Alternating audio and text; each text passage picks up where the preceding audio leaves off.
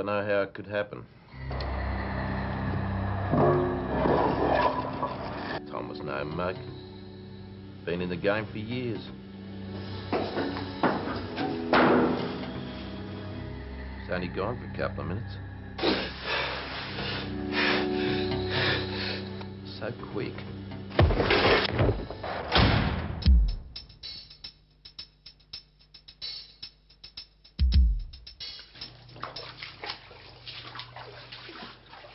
In confined spaces, there are serious risks, like poor ventilation and restricted access. But one of the biggest problems is that workers fail to identify or recognise the hazards. But accidents can be prevented if you know the hazards you face, learn how to deal with them, and follow established safety procedures. It can mean the difference between living and dying. In this program, you'll learn what's meant by a confined space, how to recognise the hazards in a confined space, safety procedures for entering and working in confined spaces, and special safety equipment that may be required for safe work in confined spaces.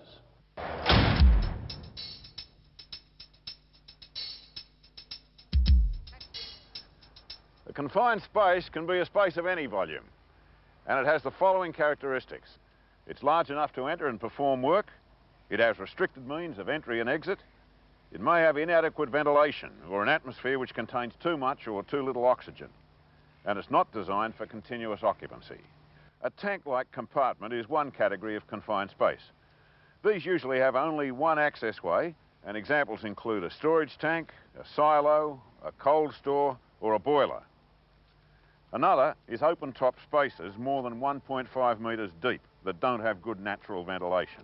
Examples include trenches or pits that don't have good ventilation. Even an underground car park during construction, before it's had the ventilation system installed, can be a confined space. Many shipboard spaces which are entered by a small hatchway, like cargo tanks, ballast tanks, are confined spaces. Large industrial pipes, sewer access points, and the sewers they lead to, tunnels and shafts, even engine spaces where there are moving parts. All of these are examples of confined spaces. Workers normally need to enter these areas for routine inspections or for cleaning or maintenance.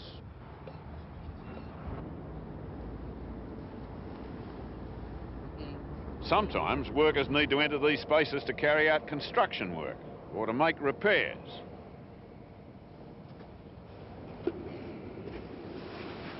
Or even to rescue other workers.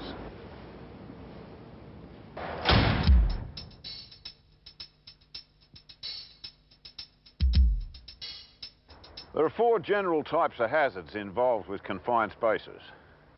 Toxic residues, gases or vapours, explosions or fire, lack of oxygen, and mechanical hazards.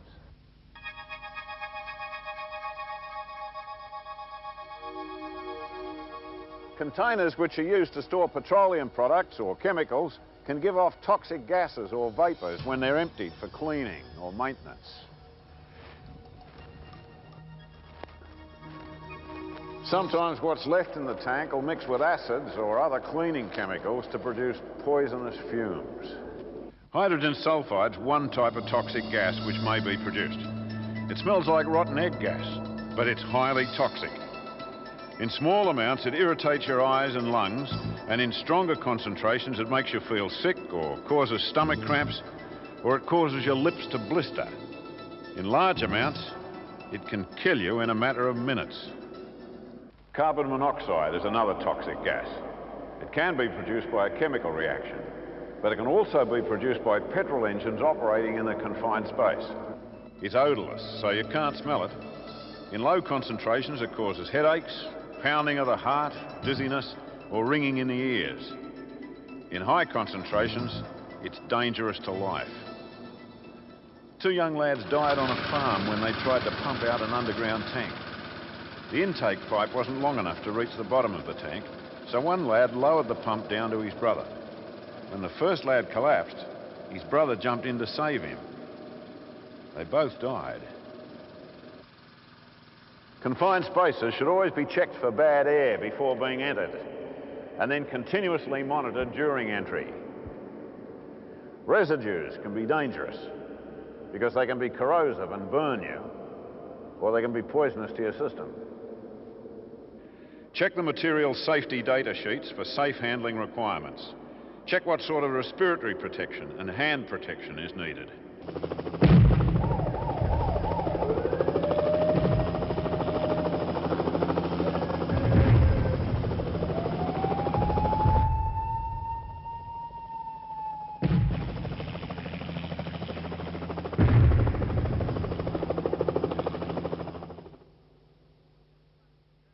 A build-up of flammable gases or vapours can burn or explode. It's more likely to happen where there's fuel or a flammable substance. Oxygen, which will allow it to burn, or some sort of heat to ignite it. By removing either the fuel or the ignition source, fires can be prevented. In one example of a fatality, workers entered a tank like one of these behind me, which had been used to store petrol and crude oil. Now, they were supposed to use air-supplied respirators, have lifelines attached, use explosion-proof lighting, and test the air before entering. No testing was done.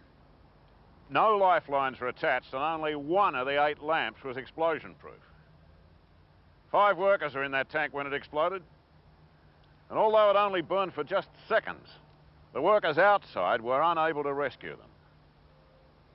Fatalities like this can be avoided. If there's more than the usual amount of oxygen present, more than 23.5%, then a flash fire or explosion is more likely.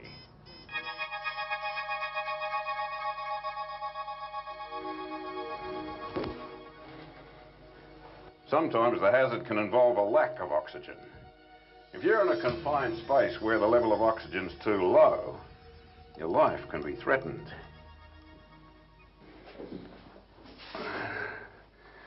Rust on the inner walls of a tank, or the growth of bacteria, can use up available oxygen. A lack of oxygen might make you feel quite happy and floating, or quite drowsy. But the problem is that you won't notice the danger in time to escape.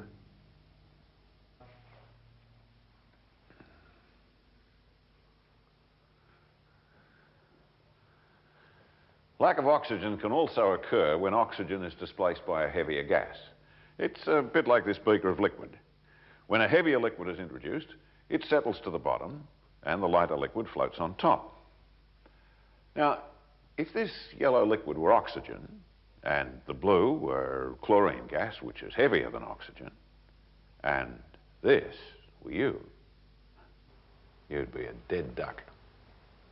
Have you ever worked in a confined space where there's chlorinated water? Well, it's important to test the air before entering. Respiratory protection may be required. The final category of hazards is mechanical hazards. Now, if the confined space that you're about to enter has moving parts, like a vat with a stirrer, or the inside of a jet engine where there are moving blades, then it's important to disable the moving parts before you enter. Or you can lock off and tag the equipment, or you can disassemble the moving part. And don't forget about heat or noise. Heat can cause exhaustion. Noise...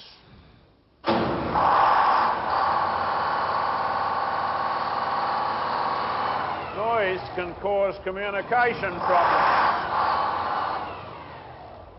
Finally, earth-walled pits and trenches may be subject to sudden collapse. Earth collapses occur without warning and usually where work is being carried out. Workers caught in a sudden earth collapse can suffocate and die in minutes, long before they can be dug free. Even if the head of a buried worker is free of the collapsed earth, they can suffocate from the pressure on their lungs. Government regulations lay down strict guidelines for working in pits and trenches, and all work in these spaces must be under the direct control of a fully qualified supervisor. Never enter a pit or trench without proper authorization.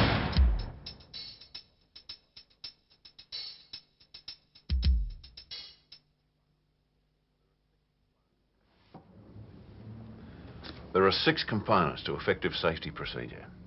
Firstly, review your company guidelines. Find out about potential hazards, the safety equipment required, and what to do in an emergency. Think how the work might be done without entering the confined space. If you don't go in, the risks are reduced. Next, isolate the confined space. Either remove and cap any inlet pipe, or close and lock the valves on the inlet pipe. If you can't lock them closed, then tag them.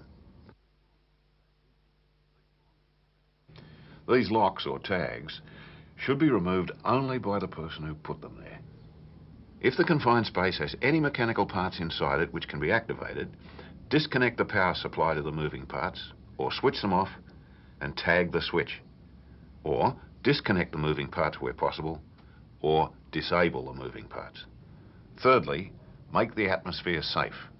This means making sure there are no explosive or toxic hazards. It may be necessary to clean out the space or purge it with the right chemicals. Then you should test the atmosphere and continue to monitor it at regular intervals. It may be necessary to ventilate the confined space. Do this by pumping clean air, not oxygen, into the space. Fourthly, make sure you have the right personal protective equipment. If the confined space can't be properly ventilated, you'll need respiratory protection. Protective clothing and gloves may also be required, as well as a safety belt and a safety line attached. You might also need an entry permit.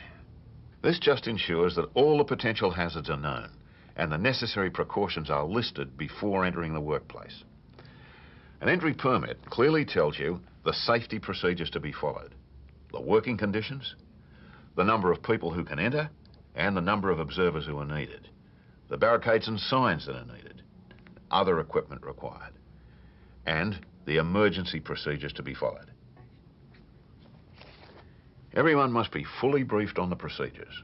And finally, everyone must be adequately trained on emergency operations. First, call for help. Next, start ventilating the confined space. Remove the worker, provide artificial respiration, get medical attention. Now, isolate the area until the cause of the accident is determined and fixed.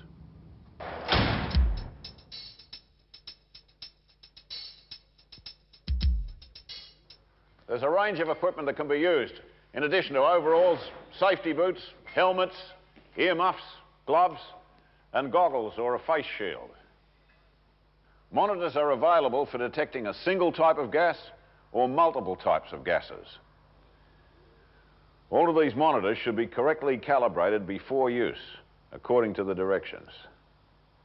Safety harnesses should be inspected and correctly fitted with safety lines securely attached. And rescue equipment should be correctly positioned, ready for use.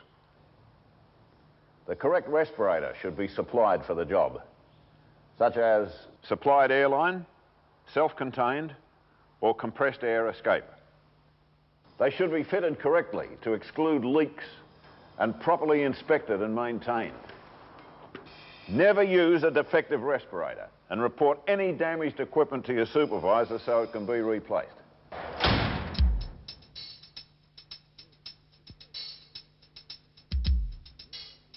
Here are some simple safety tips. Never enter a confined space without authorization. Leave immediately if you feel dizzy or lightheaded. Never remove your respirator if one is supplied. Enter safely, test the atmosphere, and post an observer. Don't smoke. Naked flames or burning cigarettes can cause fires or explosions. Constantly retest for hazards. Stay alert.